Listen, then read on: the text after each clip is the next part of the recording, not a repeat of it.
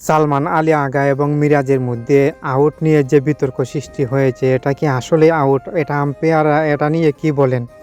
এবং মিরাজ কি করেছেন? মিরাজ শুধু আবেদন করেছেন, আউটকে দিয়েছে আম্পায়ার দিয়েছে। তো এটা নিয়ে কিন্তু অনেক পাকিস্তানিরা, অনেক বাংলাদেশিরাও কিন্তু মিরাজকে নিয়ে অনেক মন্তব্য করেছেন। তো মিরাজ কি করছে? মিরাজ শুধু আবেদন করেছে। মিরাজ আবেদন করাতেই এটা টাট আম্পায়ারের কাছে চলে গেছে।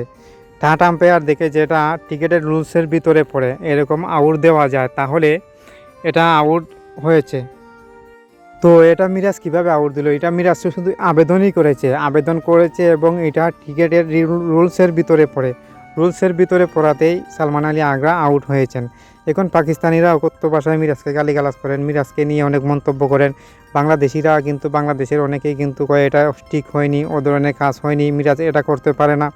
অনেকে অনেক মন্তব্য করেন। তো টিকেটের রুলসের বাইরে কেউ যেতে পারে না।